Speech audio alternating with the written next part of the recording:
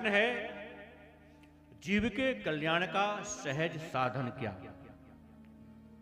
इस कलिकाल में इस जीव का कल्याण कैसे हो, क्या करें? सूत जी कहते हैं, ऋषियों,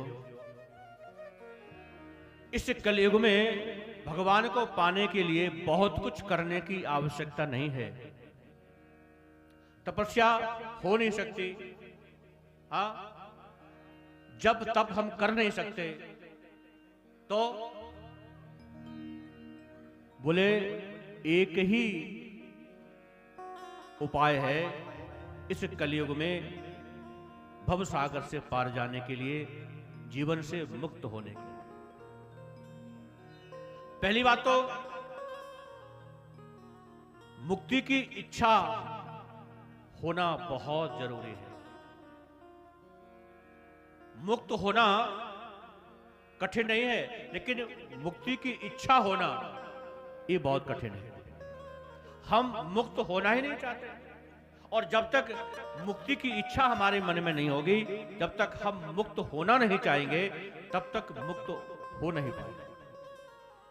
मुक्ति की इच्छा होना, और मुक्ति की जब इच्छा हो जाएगी तो हम मुक्त भी हो जाएंगे। तो इस कलिकाल में बहुत कुछ करने की आवश्यकता नहीं है प्यारे, बस एक काम करो जो आप सब कर रहे हैं, वर्षों से करते चले आ रहे हैं, हाँ, कि वासुदेवे भगवती भक्ति योगा प्रयोजितः जनयति आशु वैराग्यम ज्ञानम च यदि हेतुकम्। आहा, यदि मुक्त होना चाहते हैं आप, आपको मुक्ति चाहिए इस कलिकाल में, तो ये करो। क्या? बोले भगवान का भजन, उनके नाम की महिमा, हाँ, उनकी कथा, उनका कीर्तन, हाँ, कलियुग में यही सहज साधन है।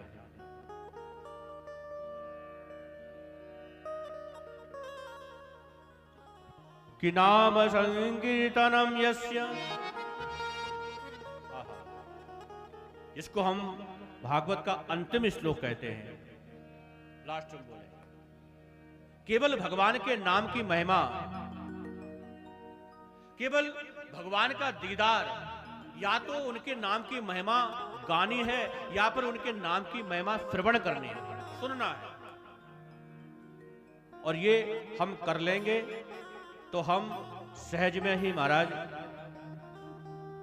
मुक्त हो जाएंगे। कुछ और करने की आवश्यकता नहीं पड़ेगी, कुछ और करना ही नहीं पड़ेगा। हाँ? क्यों? क्योंकि भगवान का भजन करते रहेंगे, भगवान की कथा सुनते रहेंगे, तो भगवान से जुड़े रहेंगे, भगवान की तरफ हमारा मन लगा रहेगा। मन को लगाने के लिए भगवान का भजन, भगवान का कीर्तन और भगवान की कथा ये बहुत जरूरी है। हाँ? भगवान की ओर हमारा मन लगा रहेगा और भगवान की नजर हम पर बनी रहेगी, तो किसी और नजर की हमें जरूरत ही नहीं है। हाँ? कि तेरी नजर बनी रहे, बस एक तेरी नजर हम पर बनी रहे, और किसी की आवश्यकता नहीं। तेरी नजर बनी रहे, दुनिया से हमको क्या।